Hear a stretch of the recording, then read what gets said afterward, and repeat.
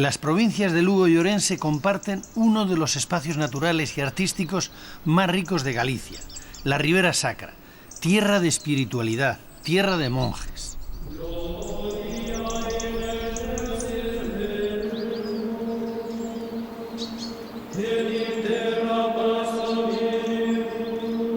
Fue entre los siglos X y XIII, el momento de su máximo esplendor, cuando estos paisajes se llenaron de monasterios.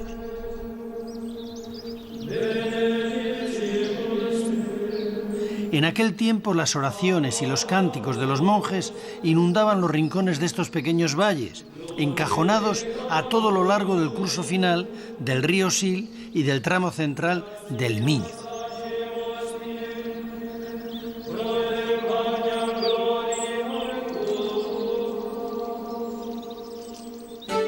En la Ribeira Sacra se produce la mayor concentración de monasterios románicos de toda Galicia. Algunos conservan todavía hoy sus estructuras monacales, pero la mayoría se reconvirtieron en iglesias parroquiales después de que fueran abandonados por los monjes.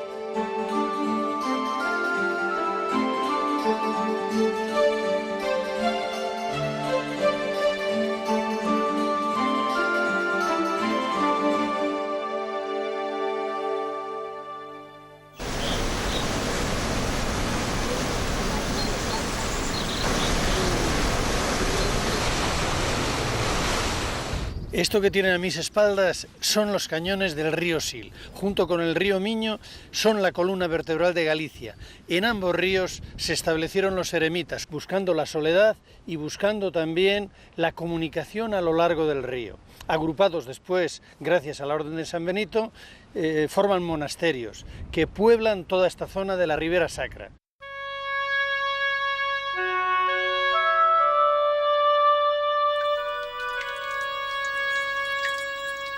En el siglo IV, aquí en Galicia, arraigó con gran fuerza la herejía de Prisciliano, que era obispo de Ávila, pero gallego de nacimiento. Su movimiento religioso predicaba, entre otras cosas, el retiro físico y espiritual, la huida del mundo. Son tantísimos los lugares propicios para la oración y el retiro en la Ribeira Sacra que en los primeros siglos del cristianismo estos parajes debieron de estar llenos de ermitaños.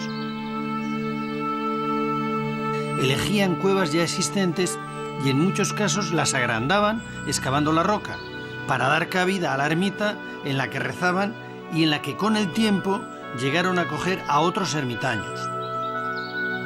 Pasaban así de la vida en solitario a una vida en comunidad. Esto es lo que pudo haber ocurrido en San Pedro de Rocas. Este es el famoso monasterio de San Pedro de Rocas, el más antiguo de toda Galicia. De su vejez da fe una piedra, una lápida que anuncia o nos dice que es un monasterio familiar ya en este siglo VI. Es abandonado por causa de la invasión musulmana y ya en el siglo XI tenemos de nuevo noticias de que está siendo ocupado por monjes benedictinos. En la lápida fundacional que se encontró en el interior de la iglesia se da fe de que 6 varones recibieron este lugar en herencia en el año 573. Es posible, por tanto, que este hubiera sido inicialmente un eremitorio familiar. A los pies de la iglesia se pueden ver ahora las tumbas medievales, que antiguamente estaban cubiertas con losas y formaban el atrio del templo. En la fachada hay 3 arcos que dan entrada a 3 naves con sus correspondientes ábsides. Los capiteles tienen una decoración típicamente románica, el ajedrezado. La iglesia excavada en la roca fue realizada entre los siglos XII y XIII, siendo ya monasterio benedictino. Nunca fue un monasterio importante. En sus momentos de máximo esplendor no pasó de 13 monjes.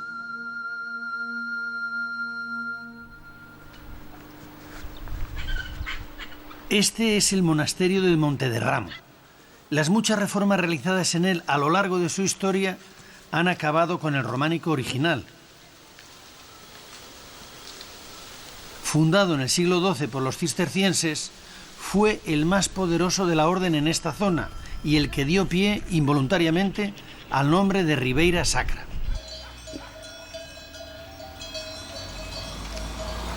El mérito es de un cronista benedictino del siglo XVII que tuvo el acierto de equivocarse a la hora de transcribir el documento por el que la reina, doña Teresa de Portugal, donaba a este monasterio unas posesiones situadas en la Roboira Sacrata, es decir, en la Robleda Sagrada. El buen monje entendió que decía Riboira Sacrata, Ribera Sagrada. Hay que reconocer que el tiempo le ha dado la razón y el nombre, producto de su equivocación, ha hecho fortuna.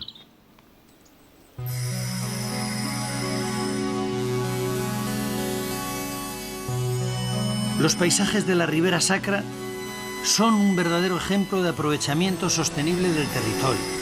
La combinación de valles profundamente encajados, con laderas muy empinadas, no ha sido impedimento para su intensa ocupación. La necesidad de tierra para el cultivo ha hecho que sus gentes hayan conseguido roturar hasta los lugares más inaccesibles.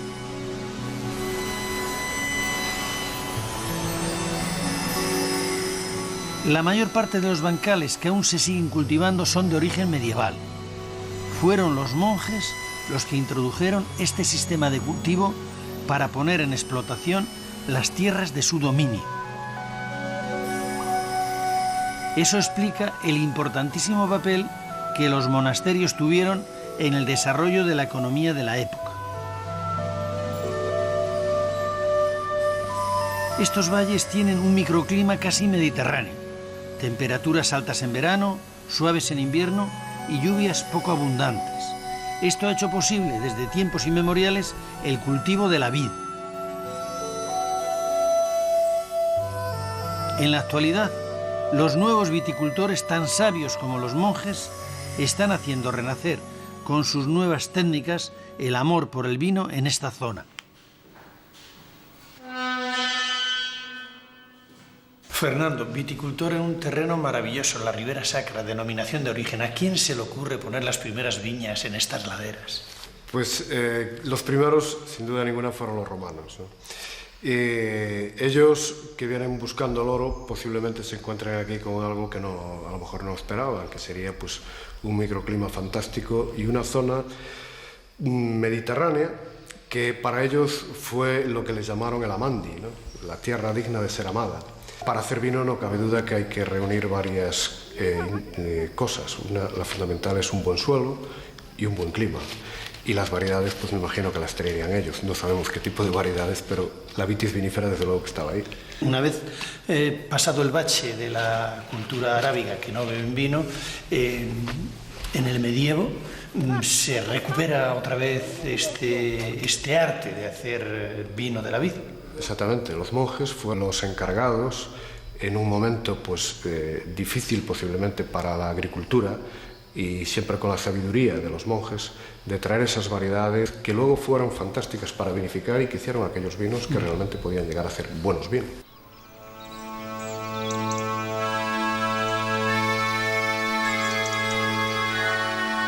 El monasterio de San Esteban de Ribas de Sil es el gran monasterio de la Ribera Sacra. Ha sido uno de los más importantes y poderosos de Galicia y, como casi todos los de esta zona, está situado sobre una ladera de la montaña y mirando al río. Después de más de siglo y medio de abandono, ahora ha sido rehabilitado y transformado en un parador de turismo. Como casi todos los monasterios de la Ribera Sacra, su origen debió ser también un eremitorio.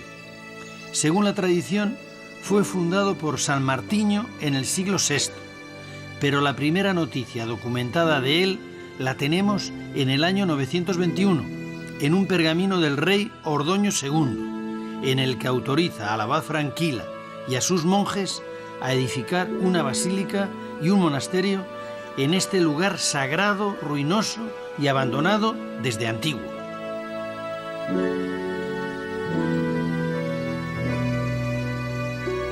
Muy pronto el monasterio adquirió tal notoriedad por el rigor de su observancia religiosa que, según la tradición, se retiraron aquí, después de renunciar a sus sedes, 9 obispos que acabaron sus vidas con fama de santidad. Con tal motivo, el escudo heráldico del monasterio que preside su fachada renacentista Tiene 9 mitras.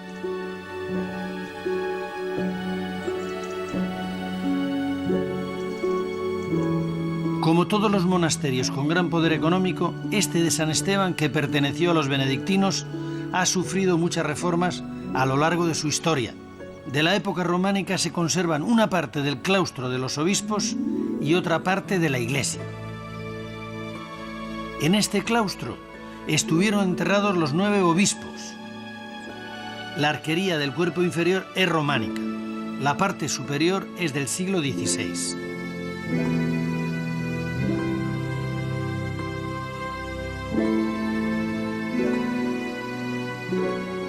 La iglesia, levantada a mediados del XII, tiene una planta basilical de 3 naves con sus correspondientes ábsides.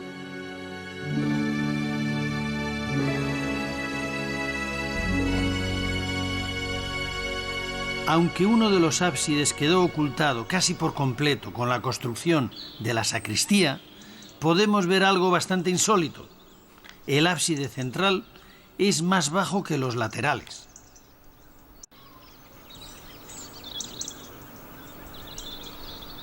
En el interior de la iglesia encontramos un hermoso retablo de piedra. En una de sus caras nos muestra a Jesucristo con sus 12 apóstoles.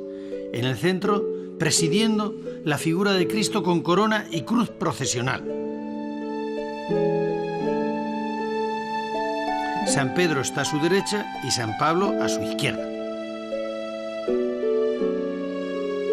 La figura de Santiago tiene la particularidad de ser la más antigua que se conoce del apóstol ataviado como peregrino.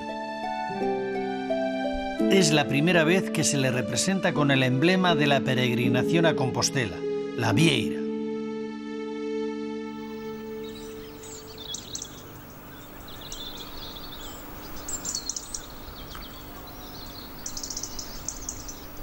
Todos los monasterios de la Ribera Sacra están emplazados en lugares especiales, con paisajes que invitan a la meditación. Pero el más espectacular de todos es el monasterio de Santa Cristina, encaramado sobre un cañón del Sil y rodeado de un bosque de castaños centenarios.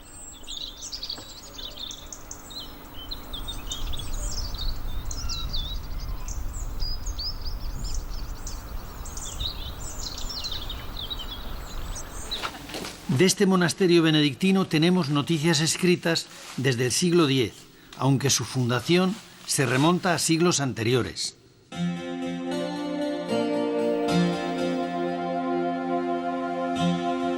No está claro el momento en que llegó la orden benedictina a la Ribera Sacra, pero por la escasa documentación que se conserva podemos deducir que fue a finales del siglo XI o comienzos del XII. No fue un monasterio demasiado poderoso, tenía pocos monjes, aunque llegó a acumular un amplio patrimonio a través de las donaciones. Por los contratos de arrendamiento de sus tierras de dominio, sabemos que exigían a los paisanos el pago de las rentas en especies, siendo las más demandadas el vino, las castañas secas, las nueces, el centeno y el lino. La iglesia, junto con la portada del monasterio, es lo que ha quedado de la construcción románica. La puerta, ricamente decorada con temas vegetales y con su arco de 4 lóbulos, es muy original.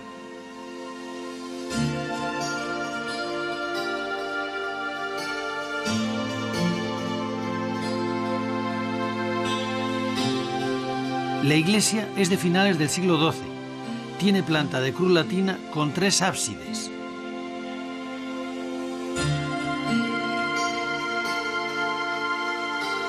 En la fachada destaca un rosetón que cuando el sol se pone inunda la nave de luz.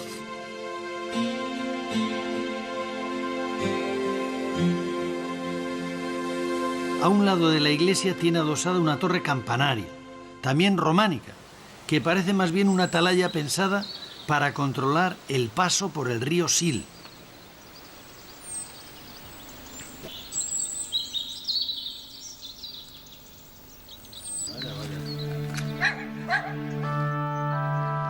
El monasterio de San Julián fue fundado por monjes cistercienses de Montederramo en 1170, como recoge una inscripción situada en una de sus dos portadas. En el siglo siguiente cambió su advocación original por la de Santa María, que era la habitual en los cenobios del Císter. Fue dentro del Císter el segundo monasterio masculino, en tamaño y poder, de la Ribera Sacra. De aquel monasterio original nos ha quedado parte de su iglesia, construida en torno a 1200 y ahora utilizada para el servicio religioso de la parroquia. Tiene 3 naves con sus correspondientes ábsides. El arco triunfal del presbiterio es ya ligeramente apuntado. La decoración, como era propio de estos monjes reformistas, es de una gran austeridad.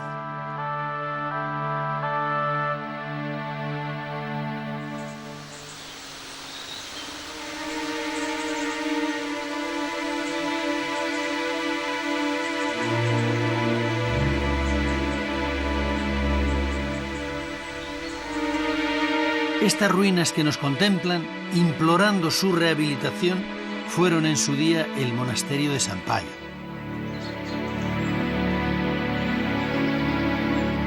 Las primeras noticias que tenemos de él se remontan al año 934. Perteneció a la Orden de San Agustín. La iglesia, de estilo románico, está a punto de derrumbarse. Es de una sola nave, con su correspondiente ábside, y cubierta con un armazón de madera que se ha venido abajo.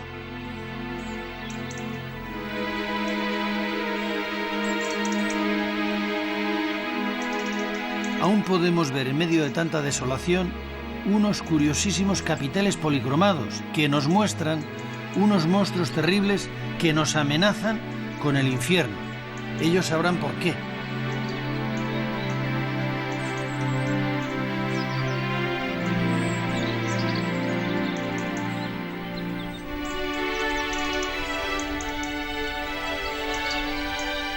En la margen derecha del Sil, ya muy próximo a su confluencia con el Miño, está el monasterio de San Vicente.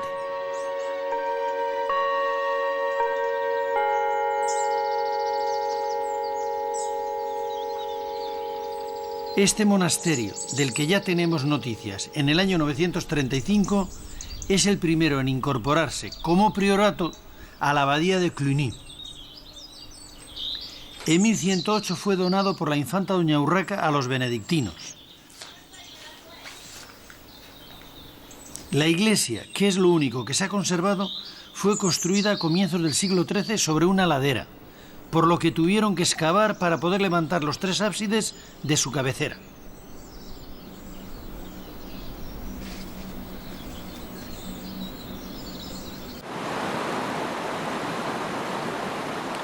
Este es el nuevo Portomarín. Lleva aquí poco más de 40 años.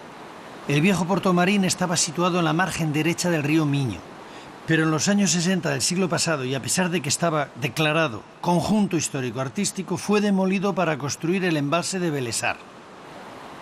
Era una villa que conservaba parte de su trazado medieval. Su iglesia fue trasladada piedra a piedra hasta su nueva ubicación, la Plaza Mayor del nuevo pueblo. Esto también ocurrió con otras iglesias situadas a lo largo del río Miño. A primera vista llama la atención su aspecto de iglesia encastillada. Esta fortificación se debe a la importancia estratégica que tuvo en la época medieval. Portomarín era paso obligado del Camino de Santiago. Para salvar el río Miño había que atravesar su puente.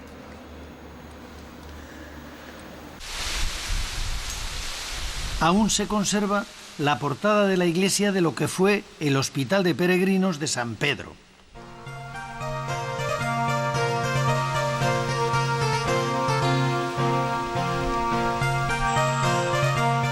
La villa perteneció primero a la Orden de Santiago y más tarde a la de San Juan de Jerusalén. La iglesia comenzó a construirse a finales del siglo XII. Tiene una sola nave y un ábside.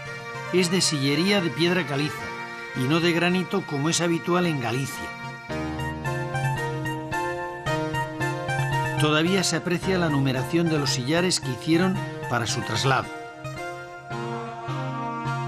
Esta iglesia fue construida por un taller de canteros que o bien aprendieron su oficio con el maestro Mateo, autor del Pórtico de la Gloria en la Catedral de Santiago, o fueron fuertemente influidos por su estilo.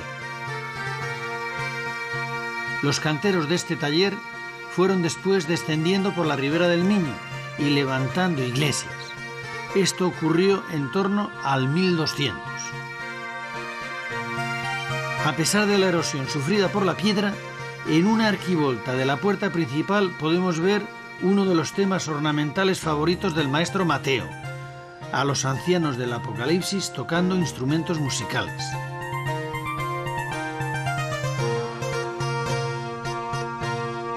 También llama la atención el enorme rosetón que adorna la fachada principal. Está realizado al estilo del de la Catedral de Santiago.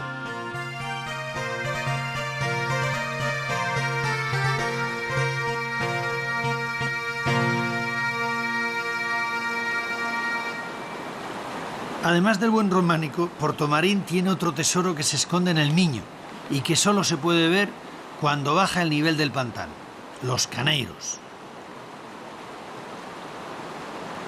Los caneiros es un sistema de pesca para coger anguilas vivas. El método consiste en estrechar el río poco a poco hasta convertirlo en un embudo donde se coloca un butrón y se las captura. Estas artes pesqueras eran muy utilizadas por los monjes en los ríos de que eran propietarios para conseguir el pescado que necesitaban para su alimentación. Eduardo, buscador de tesoros en los ríos. El arte de los caneiros, ¿de cuándo procede este arte de captura de la anguila? Pues procede parece ser que de los celtas, aunque después ya los romanos pues los modificaron, los prepararon mejor detallados, mejor para pescar, y ahí está. Este arte lo heredan los monasterios, que eran en cierta medida los dueños de la explotación de los ríos. Sí, perfectamente. Además, esa gente, pues después, como no los podía atender ellos mismos, pues los cedían a los ribeireños y les daban, era como un contrato, ¿no? Y les pagaban en especie, un tanto por cien para el monasterio y el resto para el paisano que practicaba la pesca en ellos, ¿no? Y me imagino que los monasterios tenían que conservar las anguilas en balsas, igual que las truchas y otros pescados, para poderlos comer a diario. Efectivamente, había se llaman aquí unas arquetas. Esas estaban continuamente en el río, estaban preparadas para que entrara agua y saliera, para que el pescado estuviera siempre pues vivo, ¿eh? Se conservaba perfectamente. Y de ahí tomaban lo que necesitaban para el consumo diario, las fiestas, etcétera. Efectivamente.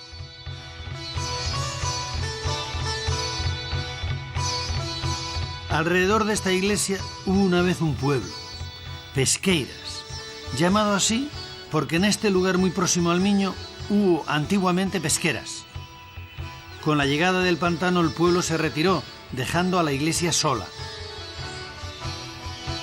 A su alrededor han crecido los castaños, que ahora proporcionan a los paisanos sus buenas castañas. Las castañas eran otro de los alimentos básicos para los monjes. Se secaban y duraban todo el año. La iglesia es lo único que queda de un monasterio benedictino femenino que se levantó aquí, el de Santa María. La construcción se llevó a cabo a comienzos del 13, seguramente por el mismo taller que el de San Juan de Portomarín.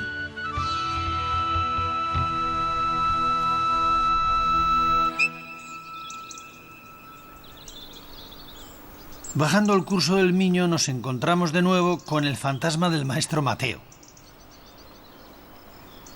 Colgada de una ladera está la iglesia de lo que fue el monasterio de San Esteban de Ribas de Miño, del que se tiene noticia desde el siglo X.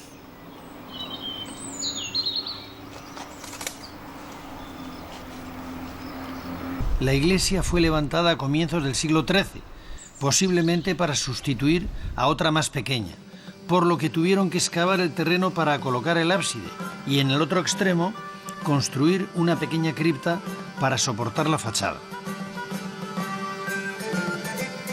Este recurso ya fue utilizado anteriormente por el maestro Mateo en la Catedral de Santiago para levantar el Pórtico de la Gloria.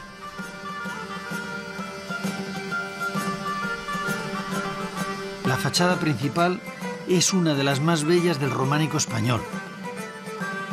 Su portada está flanqueada por dos puertas ciegas y rematada por un gran rosetón de cerca de 4 metros de diámetro.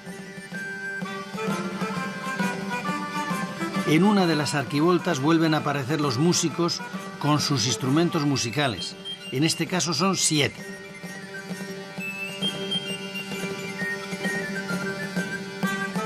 Los fustes de las columnas, como los del Pórtico de la Gloria, también son de mármol. La iglesia es de una sola nave y está cubierta con madera y tejas. En el interior, además de disfrutar de la luz que se cuela a través del rosetón, podemos ver una adoración de los reyes incompleta, pero con muy buena labra. Están tallados en piedra y en el caso de la Virgen conserva la policromía de la época.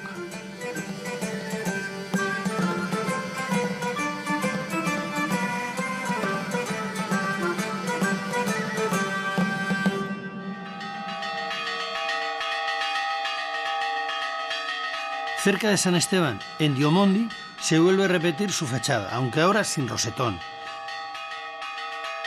Esta iglesia fue parte del monasterio de San Payo, del que tenemos noticias documentadas en el año 954. Era un monasterio dúplice, es decir, que tenía una comunidad de monjes y otra de monjas. Este tipo de monasterios fueron muy abundantes en Galicia entre los siglos IX y XII, hasta tal punto que en 1104 el Papa le envía una bula al obispo de Santiago en la que le hace saber lo siguiente: aquello que hemos oído decir, que por vuestra región habitan monjes con monjas, es de todo punto inconveniente. Para cortarlo, disponga enérgicamente tu experiencia de manera que los que actualmente estén juntos se separen en divididas y lejanas habitaciones y en adelante no vuelva a tomarse tal costumbre. Así es como Roma acabó con los monasterios dúplices. Los de la Ribera Sacra, donde también los había, acabaron desapareciendo y sus propiedades pasaron a engrosar el patrimonio de otros monasterios mayores o de catedrales. Este que estamos viendo, el de San Payo, pasó a depender de la Catedral de Lugo.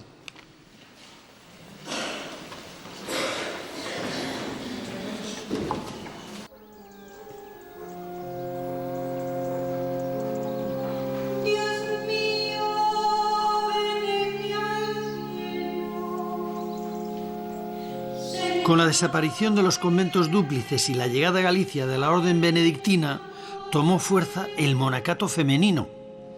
En la Ribera Sacra, durante los siglos XII y XIII, llegó a haber tantos monasterios femeninos como masculinos. La mayoría de ellos se asentaron en conventos que ya existían.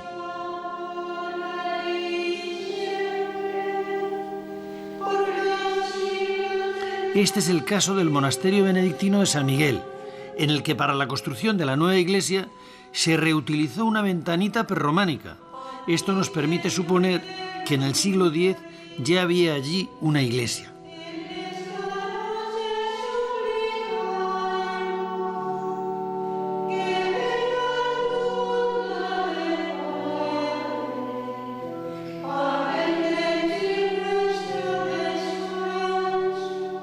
Muy cerca está la iglesia de lo que fue el monasterio de San Felices, del que tenemos noticias a comienzos del siglo XII.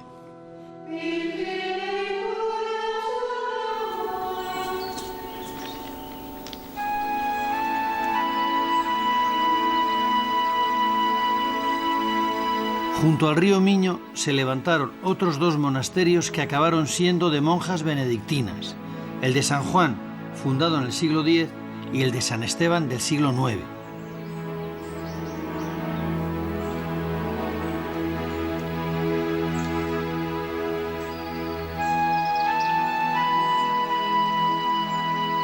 Desde el emplazamiento actual de San Esteban de Chauzán se puede ver en la otra orilla del Miño uno de los monasterios más antiguos de Galicia, acogido también a la protección de San Esteban de Atán, fundado por Odoario en el año 747. En su iglesia románica podemos ver reutilizadas las bellísimas celosías prerrománicas del edificio primitivo.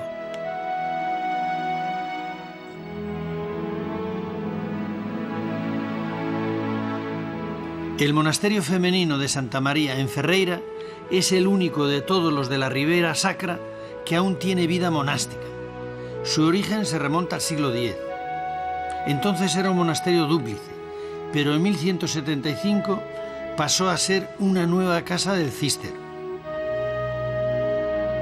9 siglos llevan las monjas cistercienses que han pasado por esta comunidad reuniéndose en esta iglesia románica 7 veces al día para celebrar los oficios religiosos que les manda la regla de San Benito. Esta Virgen con el niño que apareció en un muro durante unas obras de restauración fue seguramente la que durante cientos de años presidió las oraciones de las monjas, lo mismo que ahora. Madre Abadesa, viviendo tan retiradas del mundo, la gente puede pensar de ustedes que se olvidan del mundo. ¿Cuál es su misión realmente en esta vida? Estamos aquí ya no solo para nosotras, estamos cumpliendo una misión. Nuestra misión es rezar, implorar y orar en nombre de todo el mundo, no ya por el mundo también. Cuando nos piden oraciones por una causa concreta, pues bueno, lo hacemos, pero lo general es rezar y orar en nombre del mundo, en nombre de los hombres, de los hermanos. Roguemos por los enfermos y agonizantes. Señor, ten piedad. Por los trabajadores nocturnos. Cristo, ten piedad. Por el eterno descanso de los difuntos. Señor, ten piedad. Oremos. Concede, Señor, a nuestros cuerpos fatigados el descanso necesario. El Señor Todopoderoso nos conceda una noche tranquila y una muerte santa.